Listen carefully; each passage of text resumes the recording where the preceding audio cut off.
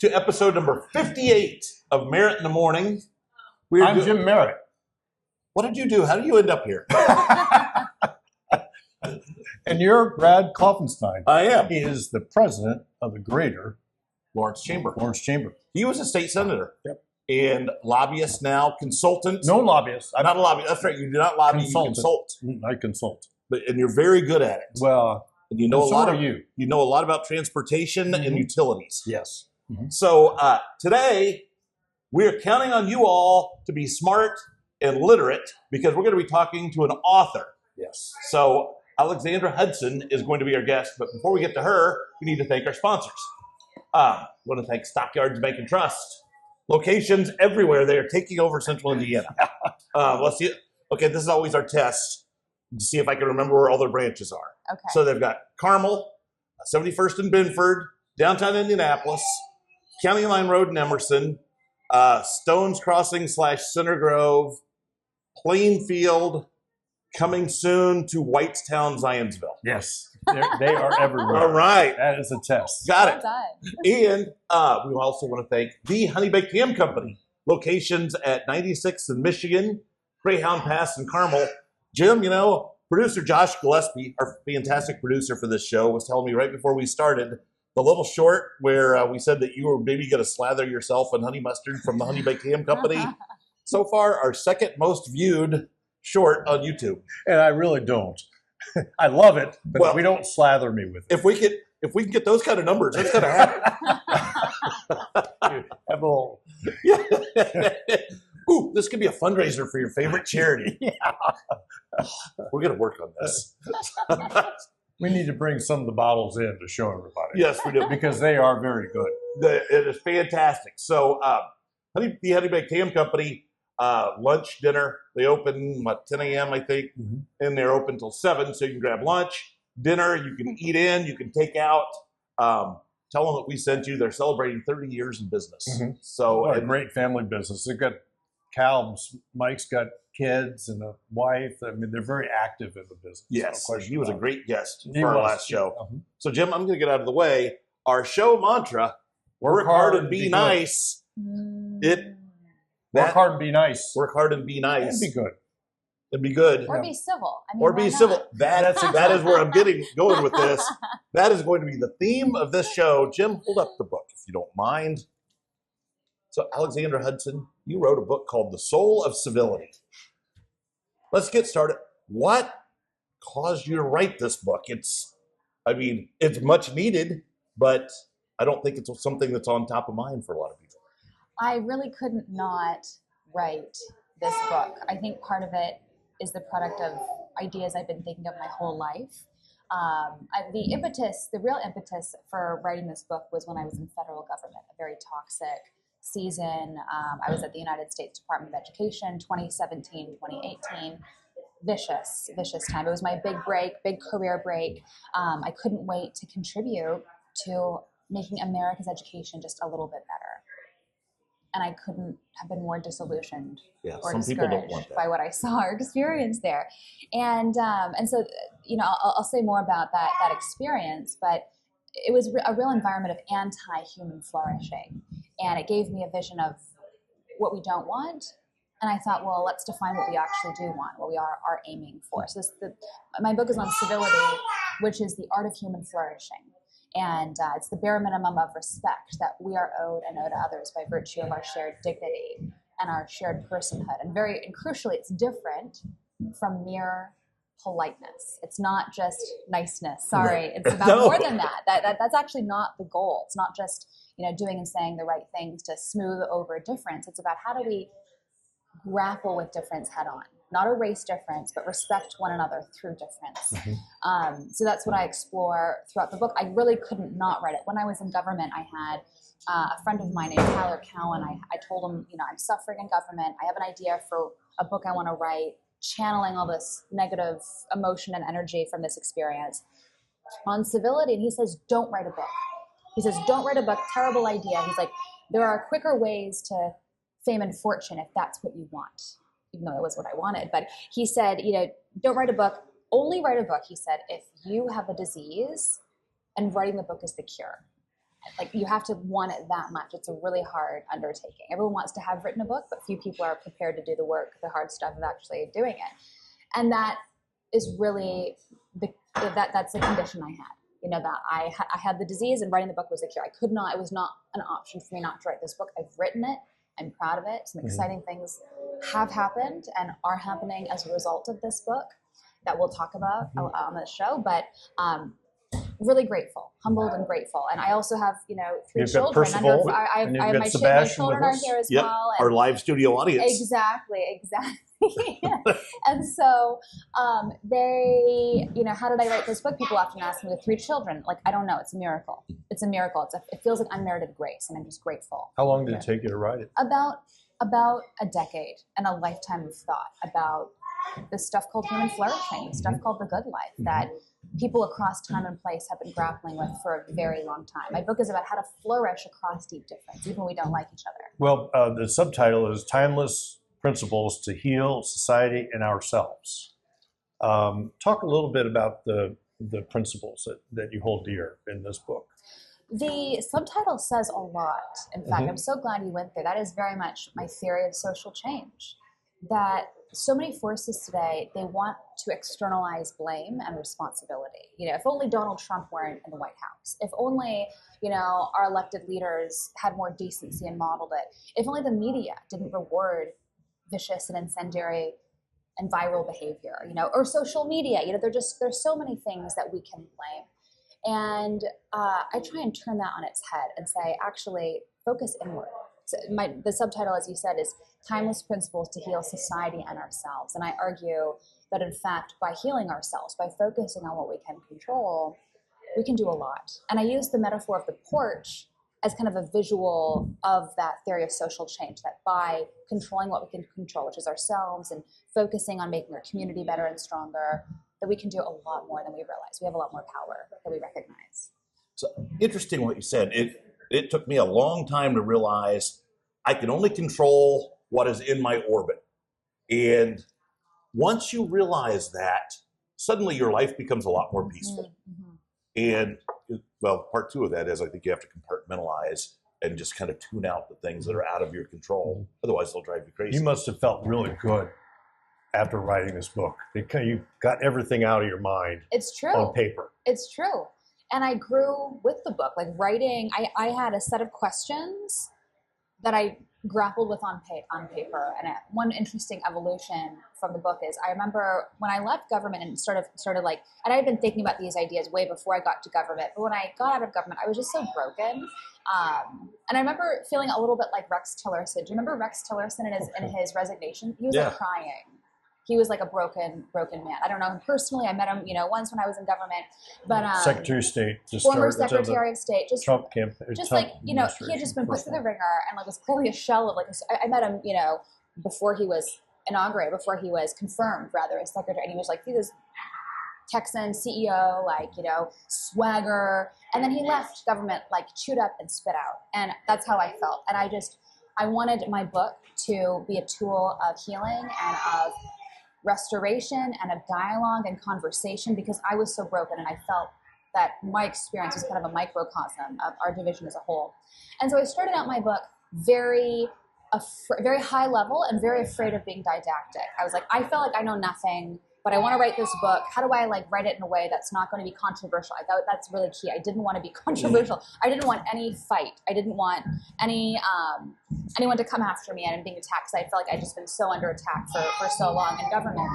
And then as I wrote the book, again, I changed my mind a lot about a lot of things. I grew with the book and the ideas, and I became a lot more didactic. So much so that at the end of every chapter, I have like practical takeaways. Like, these are things you can and should do right now to like make the world a better place from right where you are. And it did evolve into kind of a handbook that leaders across our country are turning to help navigate these divided times and moments that we're living with. So that's kind of an interesting evolution. I started out, you know, all Kant, all philosophy, all day. Like I was way up here. I was like, let's talk about human dignity and this transcendent kernel of the spark of dignity that we each have, which is like, you know, very high level. And I didn't want, and I thought that protected me, staying up high in the ideas, in the world of the mind. No one could attack that, right? Who's going to be against human dignity? But then I got, I got more, I became more comfortable with the argument and the ideas. I became much more comfortable saying, no, like there are certain do's and don'ts. There are certain things that you can do right now. So that's an interesting evolution of the project. So just the mechanics of writing a book. Have you ever written a book before? This is my first book. Okay. So how did you know? I mean, I've heard other authors say the hardest thing is figuring out how to start it, how to get the body, and then put together a conclusion and actually have it make sense from start to finish. How did you work through that? And did you consult people? I mean, I'm just curious the mechanics on writing a book. Well, it's funny. I remember very distinctly one day I reached out. Do you know our friends at the Liberty Fund here in Indianapolis? Mm-hmm. So I have several close friends who are fellows. They're recently retired fellows from the Liberty Fund. And I said to them, can I bring you lunch one day? And I bring you, some loosely scattered ideas on paper, and we just toss ideas around. Like I feel like these ideas are connected, but I want extra set of eyes and ideas on, and it was so fun. We spent like 3 hours lunching and reading and talking, and it was just like a brainstorming session about, I had like a list of vocabulary, for example. I was like, there has to be a connection here between the words we use about civility and politeness and, the words like cultivated or civilized or even the word rude. Like those connote taking raw substance and transforming it into something better, like a rude, rude or crude oil. We use that in the oil industry, but also to talk about a person. That's a rude person. That was a crude remark, right? But like that, it's like the idea of you are closer to nature when you are less refined, and taking the raw stuff of personhood and making it into something better. Anyway, so I just had all these ideas and vocabulary. It was just so helpful to toss that around with them. And I really had all these ideas, and then it was like a puzzle. Where do they go? How do they fit together and loosely organized into these chapters? And it was just a very slow, very often painful process because it was so slow. I'm not a very patient person. And the result is a book that is way too long. I'm so sorry it's so long. It's 400 pages, but you're right. It is everything I want to say. And if we do another edition, I'd love to do, a tighter version next time. But it is, yeah. And so we've had a lot of trouble making our schedules work. You're a very busy lady. You're a mother of 3. You published last year or the year before. What year did you publish? My book came out. We're on the eve of the 2-year anniversary. Yes. And Happy birthday. Thank you. And as I recall, in those 2 years, you've gone to a lot of places and talked to a lot of civility and book signings and all sorts of conferences. And that's got to be a journey marketing the book as well. It's so true. I mean, if you or your audience ever have book ideas, it's good to think about it in those 2 kind of categories of effort. One is creating a work of art that you know is going to make the world a better place. And I wrote this book with that sort of missionary zeal. I dedicated it to my children because I wrote it to make the world a more gentle place for them to grow up in. And so, yes, you have to create the work of art, and then you have to sell it. What's the point in working hard and sacrificing for art if you're not going to share it with people and ensure it helps make people's lives better? So yes, it's been an incredible journey. I've been in 100 cities and over 100 and 5 countries on tour with my 3 children. It was Percy and Sophia, and then the last year, of course, has been Sebastian with us.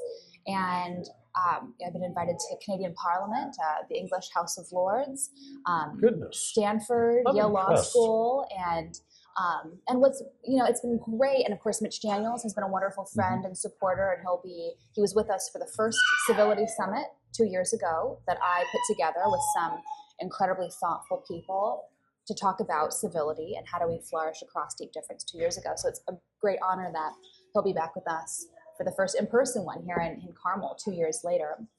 And so it's been great that it's been adopted by so many local leaders, national figures and leaders. For example, I don't know if you know Chips or MASH, the show. Yeah. Sure. So Larry Wilcox was a star, Yeah. and he's an award-winning producer. He's, been an incredible super fan of my work and of this book. And he's like shouts it from the rooftop and, gives it all his friends in Hollywood all the time. And he wants to adopt it into, he wants to figure out some sort of adaptation of the book to the screen, which is very exciting. So just like all of these, exciting kind of big national things.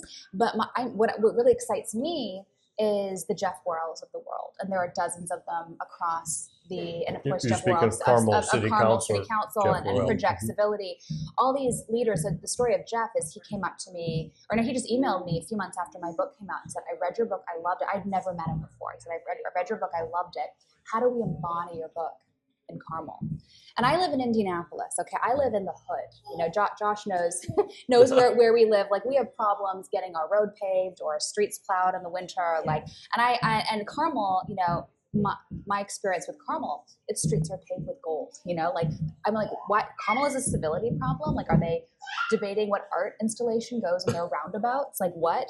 But apparently, things have been vicious, so much so that Jeff and many others in Carmel have said, we need to do something about it. And so they have created a whole nonprofit called Project Civility around the sort of intellectual architecture of my book, and are convening this National Civility Summit in just a few weeks to convene, people like Mitch Daniels, journalists, public intellectuals, local mayors, local, city planners, city managers, and it's going to be this mix of ideas and practice. And I hope you guys can both be there. You're all very welcome. To have these important conversations. What does it look like to live this out and embody this in our community? And there are people like that across the country, across the world, who are doing innovative and exciting things inspired by the book. And that, to me, is the most rewarding. Like to see this local experimentation, these laboratories of experimentation about how these ideas can actually manifest in people's lives and communities. So have you had any reports back from people who have adopted some of these ideas and given you tangible results? Yes, every day. Yeah, you should have Jeff on the show. He'd love to come on. He can tell you more about the kind of things. They have a civility pledge. They're putting the book and its ideas in Carmel schools, and just so many. So another example. A very divided state legislature is reading my book as a bipartisan book club. And I just created, it was funny, the person from the state legislature who reached out to me said, I loved your book, and, we're reading it, and the problem is that legislators don't really read. So do you think you can distill your book into a one-pager? Oh, wait, and I said, that pulled up. and I said, I laughed because it's like, a 400-page book. I said, yeah, I'll try. So anyway, so Is it Civility for Dummies? Exactly. I call it the Soul of Civility in one lesson. And so it's just 3 core points. I got the email this week. Book. Exactly, exactly. So that is the, and I wanted to share it with others. So you can exactly. There we go. Yeah. If you want it, let us know. We'll get it to you. Yes. So, a school board president in just outside of Milwaukee, Wisconsin is using the framework of my book into a curriculum, both for students but also for teachers. So it's kind of part of the social and emotional learning component of their curriculum, but also using it as teacher training. How do we model civility and teach it in the classrooms as opposed to settling for mere politeness? And so, there's an editor of a newspaper in Estes Park, Colorado, who is she has dozens of my book in her office and just gives away to everyone wantonly like candy. There's it's funny. There's John DeLucia, City Council in Fishers. He's my cousin. He is. Cousin John. He has boxes of my books in his trunk, and he gives them to all of his business meetings. Well, he's kind of a hoarder. John, we love you. Yeah. Yes, we do love you, John. Yeah, he's a good man. So, do you mind if I share your one pager with our audience? Please do. So she's got 3 points here. Number 1, civility does not equal politeness. Would you like to expand on that? Happy to. So, I was in government, and my mom is Judy the Manners Lady. So she's actually, as I learned while writing this book, one of 4 women who are internationally renowned experts on manners and etiquette, named Judy. There are 4 Judys in the etiquette business. The most famous is probably Judith Martin, the Washington Post columnist. Yes. But You know, and there are three others, and my mom is one of them. My mom is my favorite Judith in the etiquette biz. So she raised my brothers and I to set the table just so, and how to shake hands and make eye contact, things like that. And I remember always questioning what she told us to do. I would say, you know, Mom, why do we do things the way we do them? Why are we using forks and knives at all? Why are we greeting with a handshake and eye contact? Other cultures eat with their hands. Other cultures greet with a bow and deferred eye contact. I just like hungered for a why behind these do's and don'ts that seemed arbitrary to me. And she said, this is just the way we do it. So do it. So I did. And but I always questioned them. But she promised they would lead to success in work and school and life. And she was right. Until I found myself in federal government. And when hi Beth, I know. Hi Beth, hi Percy. Hi, do you want to say hi to the camera, sweetheart? Okay. No food in your mouth. Move. Percival. Percy. Meet Merritt in the morning audience. Yeah, exactly. There, Percival, he can live chew. studio audience. Yeah, exactly. He can chew and then come back on after. So I know you sweet boy. He's happy. We have the applause sign. We do need an applause sign. And the cheer sign, and we have He's great touch today. Exactly. Let's take a pause. We are talking to author Alexandra Hudson. She's the author of The Soul of Civility. You are watching episode 58 of Merritt in the Morning. We are coming to you once again from Cafe Audrey. One of these days, Jim, we might at least let, like, from here up on Josh appear. We can talk about his music. Yeah. Ooh. Give him some bread. Well, maybe he'll play Give it. him some bread, please. We need a musical guest. We do. So maybe we'll have. Okay, we're going to think about this. Yeah. So we want to thank the Honey Baked Ham Company, locations at 96 in Michigan, Greyhound Pass in Carmel. Go there for lunch. Go there for dinner. Eat in. Carry out. Easter, Thanksgiving, Christmas, anytime, Saturday. Yes. So check them out. They were longtime sponsors. Our other longtime sponsor, Stockyards Bank and Trust Company, location 71st in Binford, Carmel, downtown Indianapolis, Plainfield, Greenwood at County Line and Emerson, right there in front of Ale Emporium. Mm-hmm. And they're also down in Center Grove and coming to Whitestown. So, Alexandra, back to you. So, point number 2 on our one-sheeter, agreement is not the goal. Right. So as I was defining the difference between civility and politeness, I was sharing the story about how, you know, one time I was in government and a colleague came up to me and he said, "Oh, Lexi, you know, you're so brilliant and you're so smart and you're so kind and generous. Will you please help me with this project? I'm behind, I'm overwhelmed." And I said, "No problem, happy to lend a hand." I didn't realize that he was expecting me to do the entire project for him, but I did. I told him I was going to help. And so I did the work, passed it off to him, and then after he got what he wanted from me, 2 things happened. One, he passed my work off as his own, first of all, and secondly, crucially, gone with the pleasantries, gone with the niceties, the flattery, the obsequious compliments, because he had what he wanted from me, and then he didn't need me anymore. And that made me feel so used. He saw me as a means to his selfish ends. He wanted the work done. So anyway, that illuminated for me that politeness and niceness wasn't the be-all, end-all. And so that clarified for me this essential... Percy, can you pick him up? Sebastian went up here on TV. Yeah. Percy, come here. Sweetheart. This is Sebastian. Special guest, Sebastian. This is Sebastian. Can you say hi?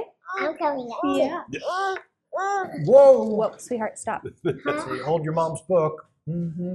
Yep. So, You can ask it. hey, Percy. I can sit in a different chair. You can go sit over there. It's Sebastian's turn on television. So politeness is not all that. It's not the goal. So I argue that politeness is manners, technique, it's etiquette. It's what we do and what we say. Where civility is something deeper. It's something richer. It's an internal disposition of the heart. It's a way of seeing others as our moral equals, worthy of a bare minimum of respect, just by virtue of our shared moral status as members of the human community. And that sometimes actually respecting others requires being impolite, requires telling our hard truths, engaging in robust debate. So to the second point, agreement, perfect agreement is not the goal. The goal is respecting others in light of disagreement. Disagreement in democracy is a feature of democracy, not a bug. Right. And so the question is not how do we eradicate difference? How do we just all agree? Which is why this is what's so unique about what we're doing in Carmel. We're not this sort of gathering people across difference to say, oh, look, we don't actually disagree as much as we think. It's kumbaya, you know? It's like, no, we're going to disagree. And what do we do about that? How are we going to choose to see the personhood and dignity of others despite disagreement? So, You know, Klopp, maybe we ought to change it to work hard and be civil. I like that. I wonder how they would react if we altered their sign. Let's talk about your conference. yes, It's going to be September 26th and 27th. correct. And you and Mitch Daniels on Friday the 26th Correct. are going to sit down and have a conversation Yes. about what?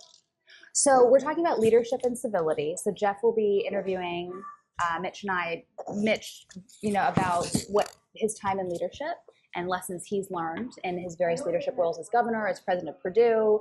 I know he's on lots of boards now and different things like that. He's been talking about this issue a long, long time. He's been a great friend and supporter of these ideas and this project and work.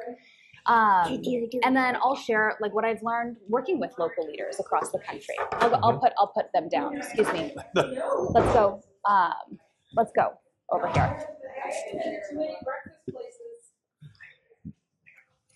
Wow, producer Josh multitasking here. Yeah. You saw his arms. He does actually exist, Jim. Yeah.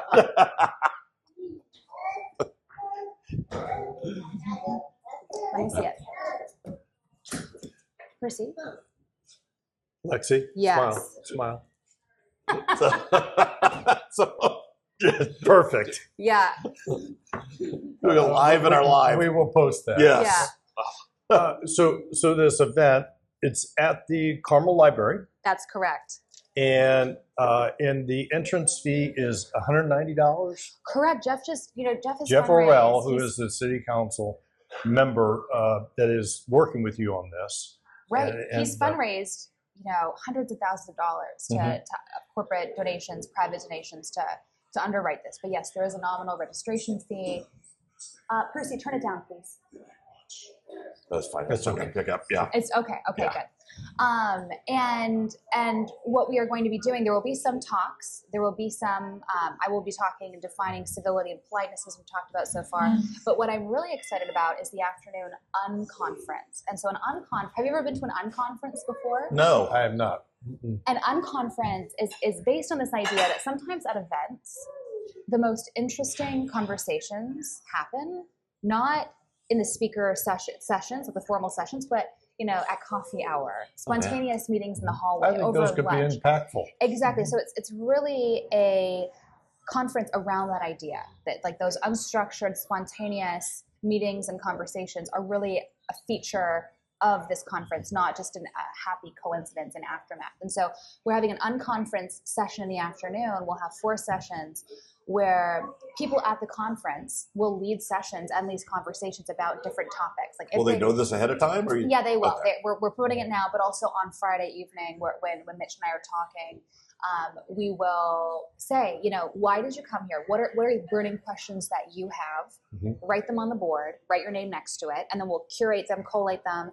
And so we know that people are having the kind of conversations that they want to be having. And the whole idea, often in conferences, there's so much untapped potential in the audience. And so this is that we have such incredible people coming, people who are used to being the keynotes at events, like these local mayors or leaders, journalists.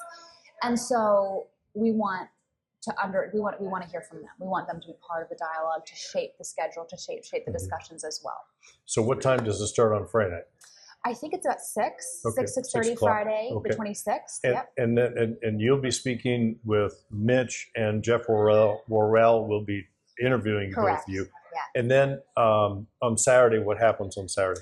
On Saturday, there are a few speakers in the morning. I will be defining civility. My friend Joanna Taft, who introduced me to porching and this porching revolution happening in Indianapolis, in the Midwest, but also across the country. She will be teaching us how to porch over lunch. So if there are a few structured sessions like that, in the afternoon we'll have these unconference sessions that are bottom up and led by the participants there who will be forming the agenda.